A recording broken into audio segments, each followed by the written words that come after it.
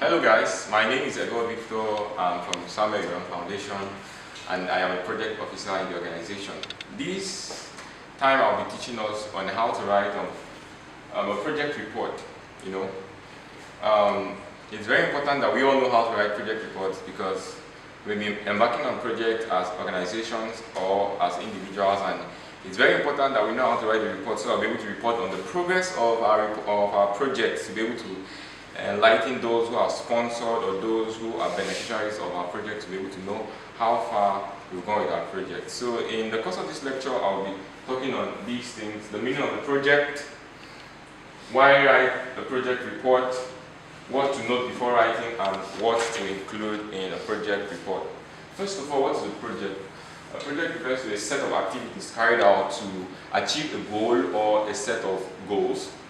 It could be a personal project, it could be a project for an organization. So when you have a goal that you want to meet, the things that you do to meet that goal, they make up the project.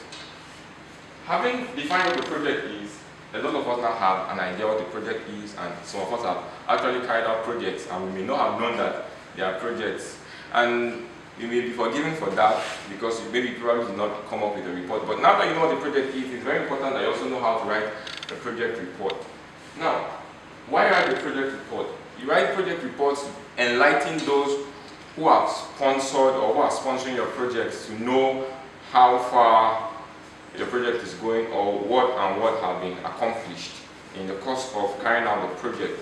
It could be your sponsors, that's your donors. It could also be other stakeholders, people that are supposed to be beneficiaries, so that they will also know how far the project has gone. Already, before you write the project report, there must be a project plan on ground, so that you will measure the report by the original plan of the project.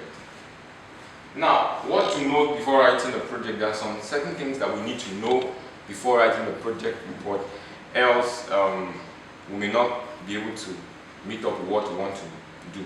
Now, the first thing you should know is that within the lifespan of a project, you cut out certain times or within the project to carry out the project report. Those times they are called milestones. There are points in the project that specific things should be done, that if they are not done, the project will not run smoothly. So at the end of every timeline, very important points in the project, you report what has been done so far, so that there will be measurements to know if the project is going as planned. If it's going as planned, what should be done to sustain the project, and if it's not going as planned, what should be done to bring it back on track. Now, having said that, I'll list some of them. So before I go to listing them, we should know it should be a consistent period. It could be 3 months, every 3 months, it could be every 6 months, it could be every 1 year. It's dependent on the timelines that are set in the project, and timelines refers to different points in the project. Now, what to know before writing? The first thing is that you must decide the objective of writing the project report. Why are you writing it? What's the aim of writing the project report? And like I said before, is to enlighten or tell the sponsors or your donors and as well as other stakeholders the happenings with regards to the project. Another important thing is you must understand your audience. If you don't understand them, you'll not be able to know how to communicate with them. Project reporting is communication. The essence of communicating is so that those who are listening to you are able to comprehend and understand what you are saying. If you don't understand it, it means you have failed in reporting your project. So you must understand your audience so that you'll be able to use the right language to be able to communicate to them effectively.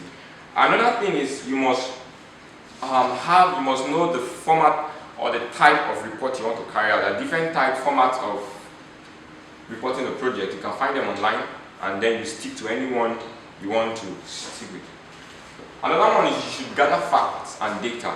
So you should reference, before you write your project report, you must study the project plan very well to understand the context of and the scope of the project plan before you write the report, so that you'll be able to measure what you have against what the plan was. So you should be able to gather data and facts. Then you should be able to know how to structure your report. Your report has primarily 3 parts, or 4 parts rather. The first one is the executive summary. It's like an abstract. It just gives a general overview of the report so far. I mean, what has been done, so that at a glance, anybody who reads it will be able to know what has been done briefly before going to the body proper. And then you have the introductory part of the report. Then you have the body, the introductory part. You provide the context and the scope for the project so that people listening to the report will know the context and the scope. And then the body, where you explain everything that has happened, all that achieved. And then the conclusion.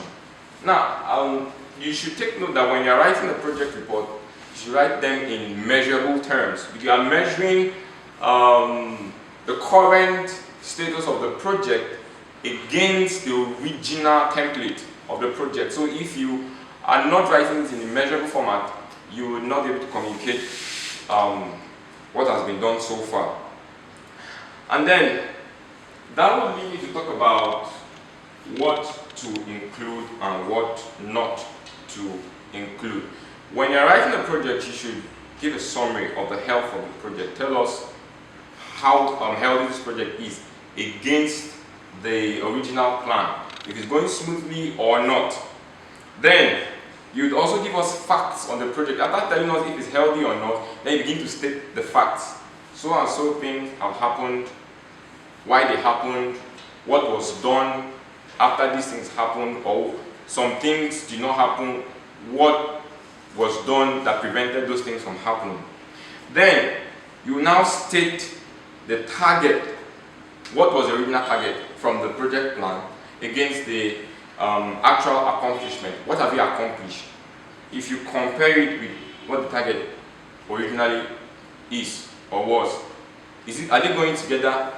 Is the actual accomplishment in line with the target, or is it below what was planned?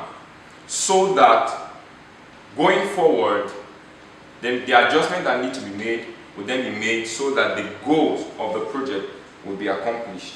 Then there must be an analysis, that's the statistics on the project with regards to the target and the actual accomplishment, so that when you give a statistic, we're able to measure how far we've deviated, if there was deviation, or how far we've actually been able to implement all that was originally planned. Then there should be the resources. You should state the resources used. Human resources, monetary resources, and all other forms of resources, so that if changes came up in the course of implementing the project, people will be able to know.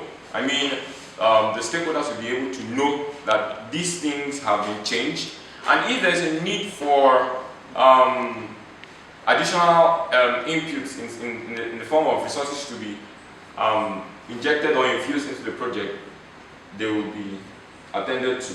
And then the budget is very important. You must put the budget. What was the original plan?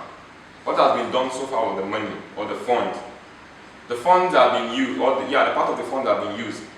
What were they used for? For the sake of accountability and transparency. And also to show or report if the funds that are originally meant for the money, for the project rather, were or was enough for the implementation of the project, and if there needs to be additional funds, those things should all be captured, because you are reporting to people who are sponsoring you and people who are another stakeholders, so that they will know and they will know what needs to be done. And then you should write down your schedule, the timelines. The essence of writing this is you're now measuring everybody's input. You know, there are different aspects of a project and different people work on different aspects. It could be individuals, it could be as a team. So when you put down these schedules and what ought to be done, and those people that are responsible for carrying out these different responsibilities, then you can know who have failed in carrying out their responsibilities, and you'll be able to make necessary corrections so that the aims and the objectives of the project will be accomplished. So these are the things that need to be included in the project report. And then you conclude by summarizing everything and then give opportunity for questions. Give opportunity for what questions? You are communicating to people and they may be confused. So you give opportunity for questions and then you prepare yourself very well to be able to answer this question. One thing to do is when you're writing the report, begin to think of areas that you can ask you questions so that your heart will be set and prepared to get these questions and answer appropriately. Thank you for the time. I hope now you've learned how to write a project report appropriately. I'd like for you to practice it on your own and do further studies. Thank you.